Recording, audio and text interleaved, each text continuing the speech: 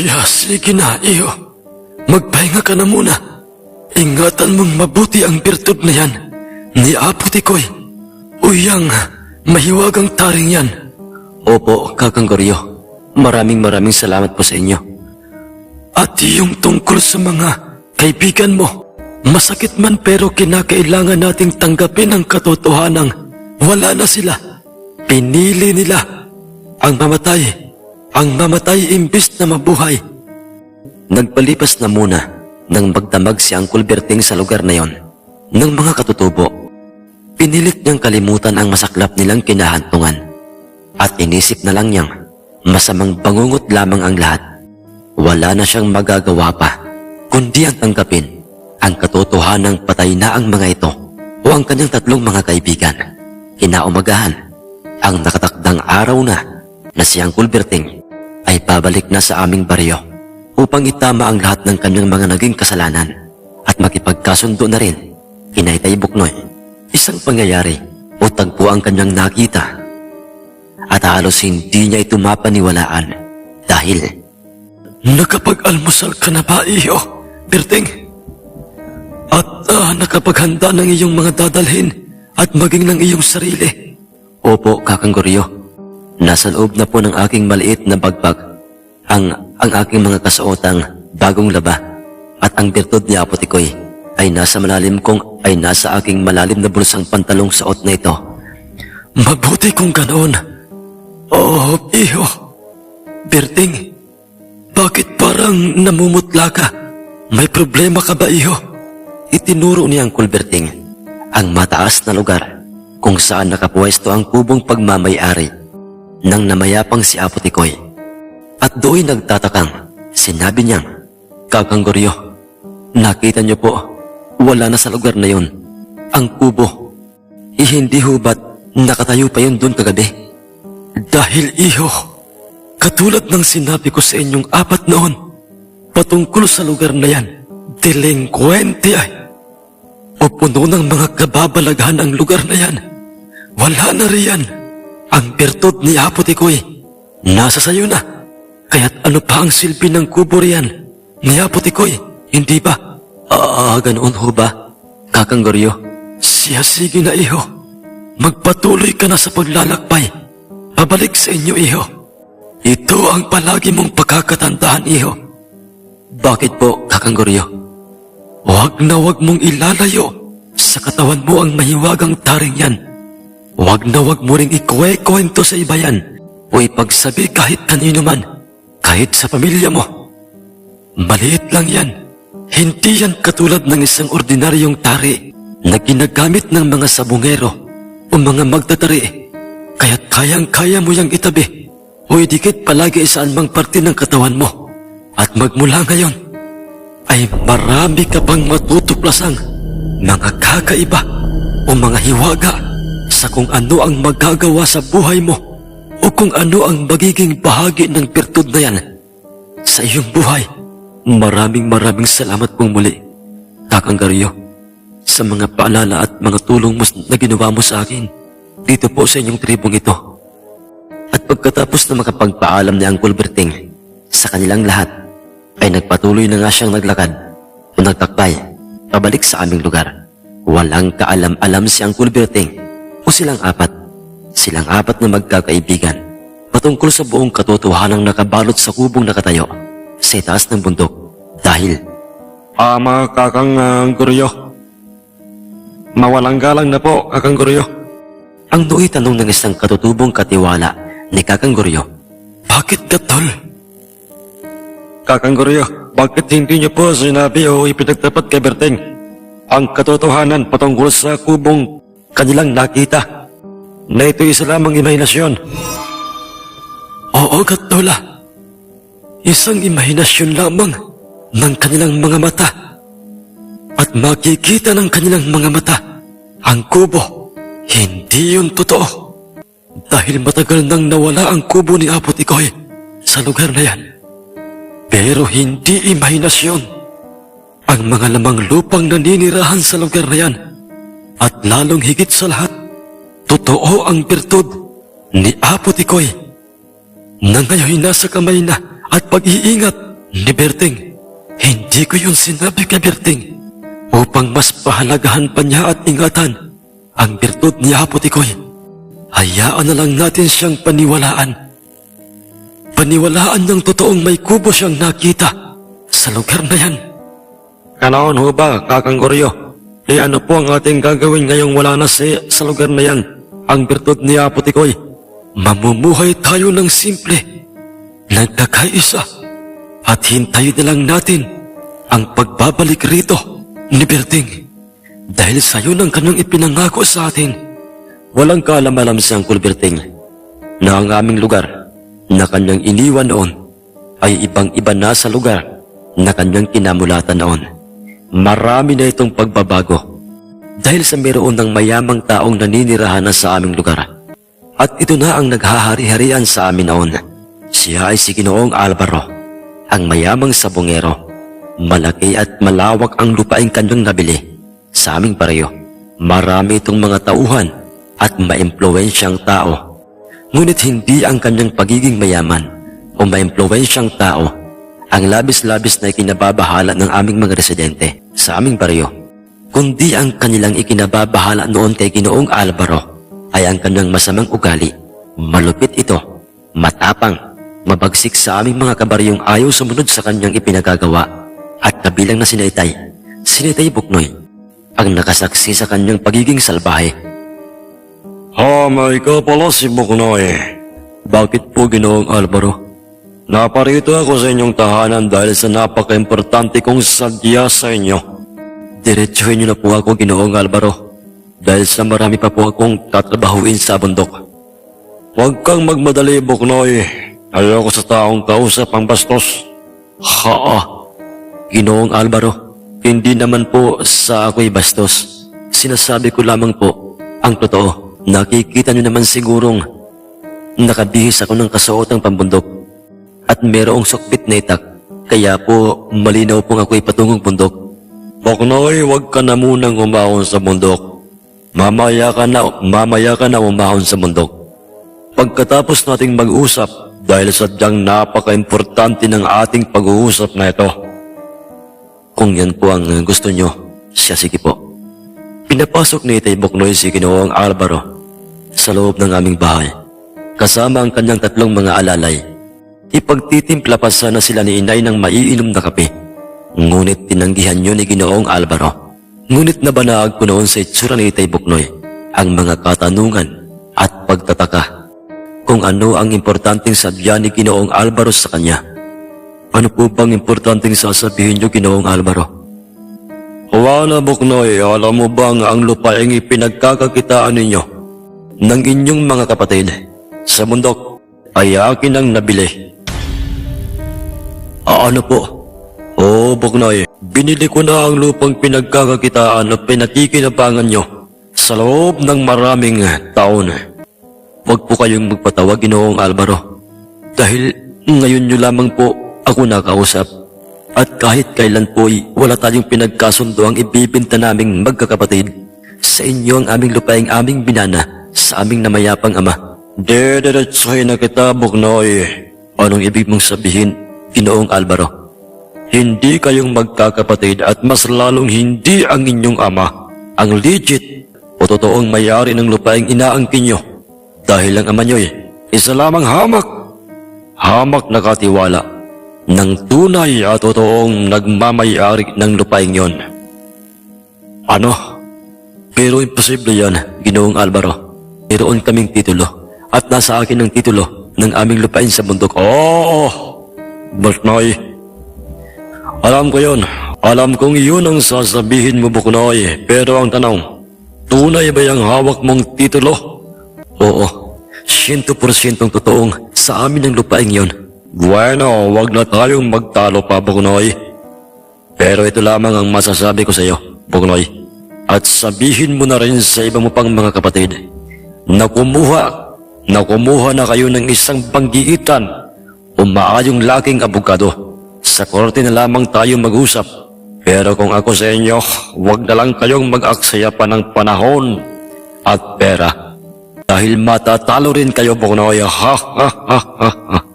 Grabing awa ko noon sa aking ama. maging sa aming mga tiyuhin nang malaman ng mga ito ang sadya ni Ginoong Alvaro kay Tay. Lahat sila'y nagtaka kung papaanong nangyaring hindi kami ang tunay na may-ari ng lupaing matagal ng pinahahalagahan at inaalagaan nila Tay. Hindi nila maiwasang magduda na maaaring may ginawang magic o kababalaghan si Ginoong Alvaro, kung kaya't nasabi nito at natitiyak na hindi talaga kami ang totoong may-ari ng minanang lupain nila Tay. At nang silang apat na magkakapatid ay seryosong nag-uusap, sa aming bahay ay doon nagsalita si Uncle Fermin kina Itay Buknoy. Kuya Buknoy, mga utol, alam kong ginamit ni Ginoong Alvaro ang kanyang impluensya upang nakawin sa atin ang ating minanang lupain sa ating mga magulang. Walang hiya siya. Gusto pa niyang palitawing magnanakaw si Itay ng lupa, dugo at pawis ni Itay noon. Ang kanyang pinuhunan, kaya siya nagkaroon ng malawak na lupain sa bundok at kanyang ipinamana sa ating 5. Fermin, sambit ni Itay Buknoy. Oh, bakit Kuya Buknoy? Ang tanong naman sa kanya ng isa kapang tiyuhing si Uncle Joseph. Mga utol, naalala ko lang bigla ang ating bunsong kapatid. Kahit hindi natin siya purong kapatid sa ama't ina, pero meron pa rin siyang bahagi sa lupaing ipinamana sa atin nila inay. Dahil mahal na mahal natin si Berting, Kuya Buknoy, at hindi natin siya itinuring kailanman na iba. Pero ang tanong, nasaan na kaya siya ngayon? Sana iligtas siya sa mga oras na ito, ang sabi pang muli ni Itay Buknoy. Mga utol, ano ang ating planong gagawin ngayon? Kilala ng lahat ang pagiging malapit ni Ginoong Alvaro. Wala itong ginusto na hindi niya nakukuha. Sa madaling salita, ang imposible ay nagiging posible sa kanya. Kung kukuha tayo ng abogado, maaaring tama siya. Baka magsayang lang tayo ng pera at panahon. Fermin, anong ibig mong sabihin? Kuya Buknoy, hindi sa sinasabi kong ibigay na lang natin kay Ginoong Alvaro ng ganoong kadali ang ating pag-aaring lupa sa kanya. Ang akin lang, mag-isip tayo ng ibang paraan. Huwag na tayong kumuha pa ng abogado kung matatalo rin lang naman tayo dahil sa impluensya ng pera ni Ginoong Alvaro. Ano kaya kung magipagpatayan na lang tayo sa kanya? Fermin, mas lalong mali. Mali ang pinabalak mo. Maraming alalay si Ginoong Alvaro. Hindi ito madaling gawin at saka malalagay lamang sa peligro ang buhay ng ating mga pamilya. Huwag kayong mabahala dahil bukas pupunta akong munisipyo. Makikipag-usap ako doon sa abogado. Sa abogado ng bayan, sa PAO, dadalhin ko ang titulo ng ating lupa sa bundok. Magbabaka sakali tayo doon.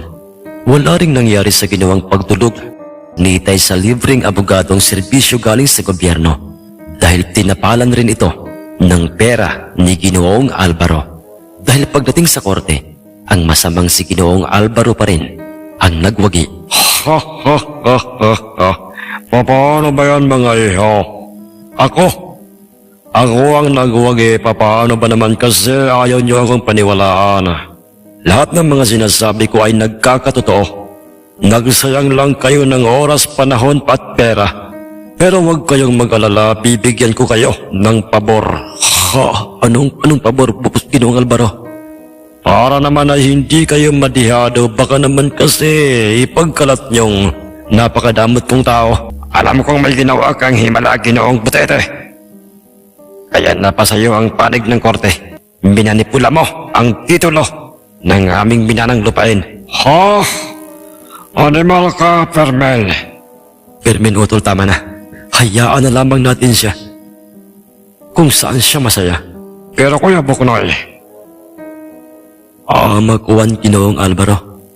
Ano po yung sinabi mo kaninang pabor para sa amin? mga Buknoy, pagsabihan mo yung kapatid mo ha? Dahil baka hindi ako makapagpigil ng aking sarili. Baka paglamayan yan mamayang gabi. Buwaset! Ako na po ang humihingi ng pasensya, Ginoong Alvaro. Ano? Kuya Buknoy, ikaw pa ngayon ang hihingi ng pasensya sa butiting yan? Tama na, Fermin, utol. Hayaan na lang natin siya kung ano ang naging desisyon ni Kuya Buknoy dahil para rin ito sa ikatatahimik ng ating pamumuhay at ng ating pamilya. Ang payo ni Uncle Joseph sa kanya. At doon nagpatuloy itong si Ginoong Butete, Ginoong Alvaro, sa pabor na sinasabi niya kay Itay. Kaya pa rin ang gagawin kong katiwala sa aking bundok. Narinig niyo yun? Ha? Sa aking pag-aaring lupain sa bundok na binili ko sa totoong may-aring si Mr. Leopoldo. Mr. Leopoldo? Oo, Bugnoy, siya ang totoong may-ari ng inyong sinasabing lupain niyo. Pero hindi namin siya kilala at di minsan na hindi namin narinig na binanggit ng aming ama. Ng aming ama noon, ang kanyang pangalan. Higit sa lahat, hindi pa namin ito nakikita ng personal at kanyang inangkin na sa kanya ang lupang aming inaalagaan. Oo, Bugnoy, tama ka, hindi niyo siya nakikilala at nakita dahil nasa Maynila ito.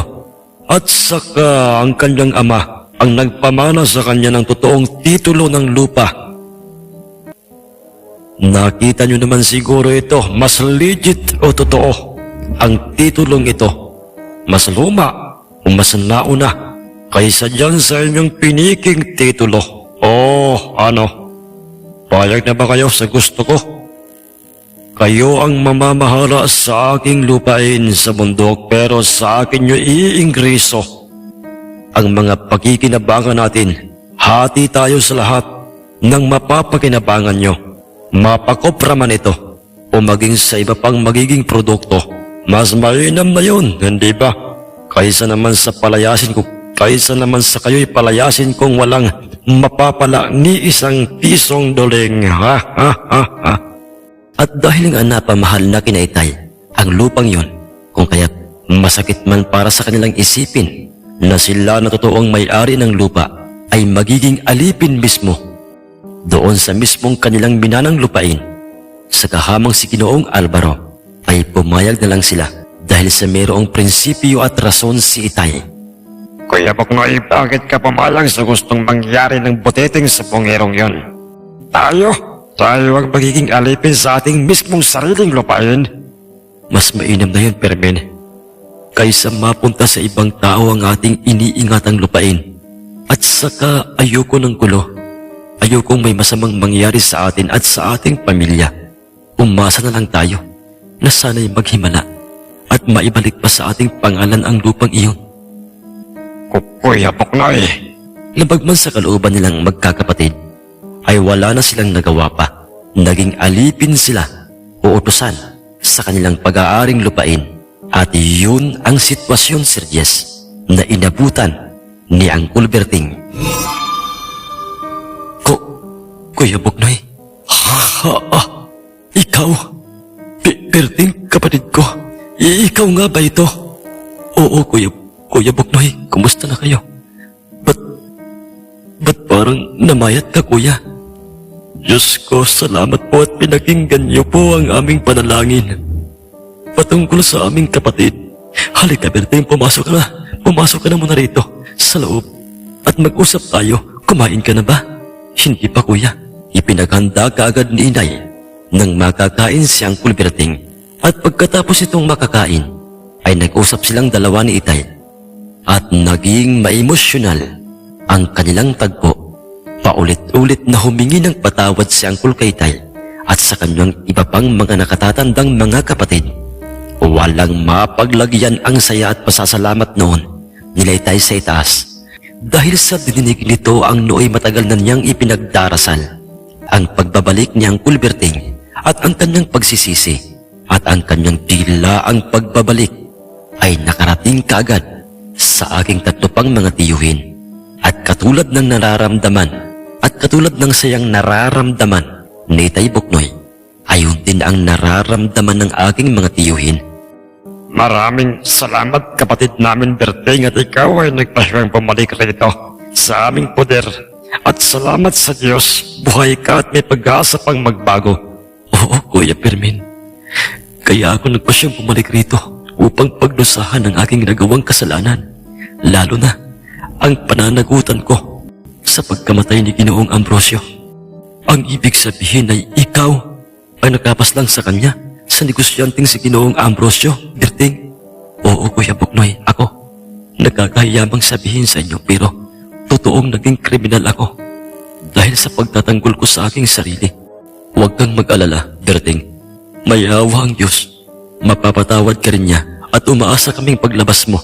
Paglabas mo ng kulong ay tuloy-tuloy na ang ating magandang samahang magkakapatid. Magmamahalan, nagmamahalan at nagkakaisa.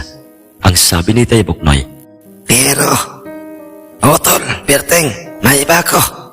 Kasama mo ba? Pabalik mo rito ang tatlo mong mga kaibigang sina Maximo.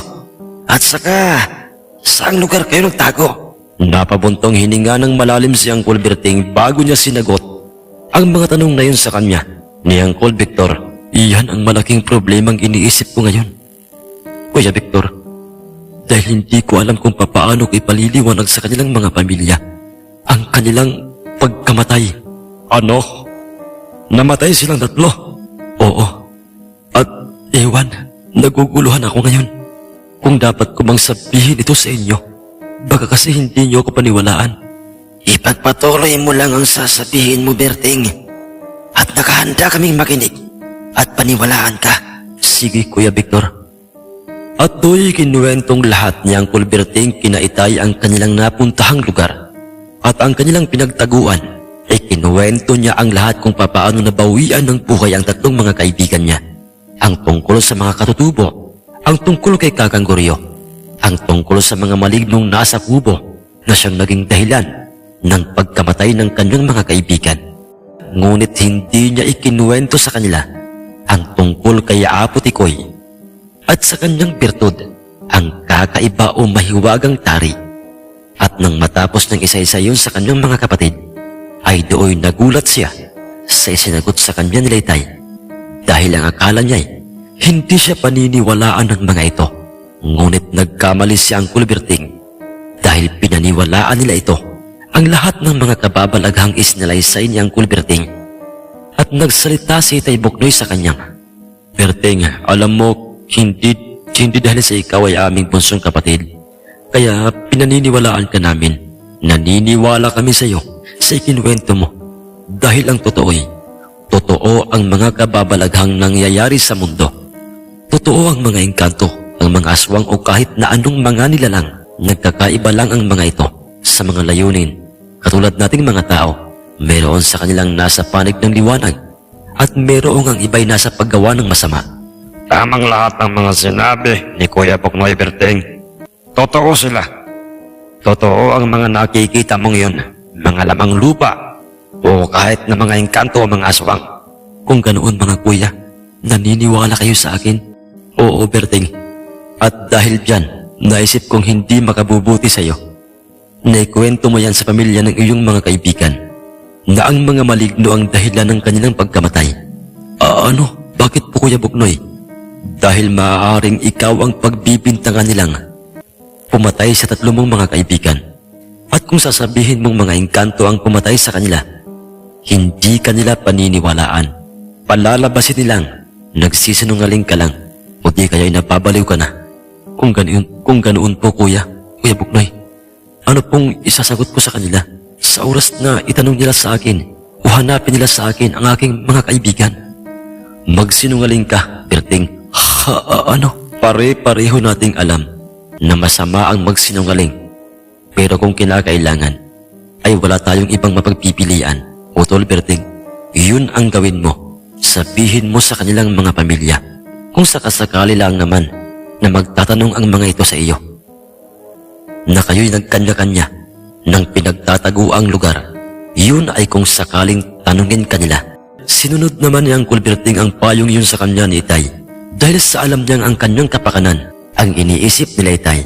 Nang mga sandaling yun, sa kabila ng malaking problemang gumugulo sa isip nila Itay patungkol sa aming lupaing ninakaw ng gahamang si Ginoong Alvaro, ay nagawa pa rin nilang magsaya. Nagdiwang sila, nag-inom ng tuba ng gabing yun. At doon nahalata ni Uncle Berting ang problema nila Itay. Napilit nilang ikinukubli kay Uncle Berting. Mga kuya, bakit parang may kakaiba kong aurang nararamdaman sa inyong mga itsura? Bakit, Otol Berting? Kuya Fermin, parang sa kabila ng mga ngiti at kasiyahang nakikita ko sa inyo, ay para bang may naaaninag akong nakatagong lungkot. Mga kuya, sabihin niyo sa akin, mayroon bang problema sa ating pamilya? Otol, Berting. Dahil masaya kami dahil bumalik ka na rito para magbagong buhay. Pero hindi namin maiiwasang malungkot dahil bukas hindi ka na namin makakasama sa gantong inuman. Dahil baka makulong ka na. Parang ganun nga. Kuya Fermin, alam ko at inaasahan ko na yun. Alam kong malulungkot kayo. Pero iba, iiwan ko ba? Pakiramdam ko'y bukod do'y meron pang iba. Sige na, Kuya Buknoy. Ikaw na ang bahalang magpaliwanag kay Otol Berting. Dahil alam naman nating malalaman rin niya ang totoo. Dalapat naririto na siya. Joseph? Bakit Kuya Joseph? Kuya Buknoy? Ano pang dapat kong malaman? At do'y nagsalita na nga si Itay kay Uncle Berting. Kuha no, Tol Berting. Ang ating lupain sa bundok ay wala na. Ano? Anong wala na, Kuya Buknoy? Paano nangyari yun? Maraming nagbago magmula nang umalis ka rito. Nakita mo naman siguro ang mga pagbabago ng ating baryo. Hindi ba? Marami sa ating mga kabaryo ang ninakawan ng lupa at sa kamalas-malasan pati tayo, pati ang ating inaalagaang lupa sa bundok ay ninakaw sa atin ni Ginoong Alvaro, ang mayamang tayo dito sa ating baryo at maimpluwensyang tao. Ano? Hindi pwede yan, Kuya Buknoy. Imposibleng maagaw niya ang ating lupain gayong nasa atin. Ang totoong titulo noon, hindi ba? Ipinaglaban namin yun sa korte. Pero natalo kami. Siguro'y ginamitan niya ito ng impluwensya at pera. Kuya Buknoy, bukas gusto kong samahan niyo ako sa bahay ng sinasabi niyong si Ginoong Alvaro. Ano? At bakit, Berting? Gusto ko siyang makausap. Pakikiusapan ko siyang ibalik niya ang ating sariling lupain sa bundok. Oo, wala akong karapatan doon dahil alam kong ang lupang yun ay pundar ng inyong ama. Pero alang-alang kay... alang-alang kay... Berting, umiiyak ka ba? Alang-alang kay Inay at sa inyo, ay sisikapin kong maibalik yun sa inyo. Pero anong gagawin mo? Mabagsik si Ginoong Alvaro. Basta, ako nang bahala. Basta't samahan niyo lang ako bukas sa mismong bahay ni Ginoong Alvaro. Kuya Buknoy, mga kuya, ako nang bahalang makipag-uusap sa kanya.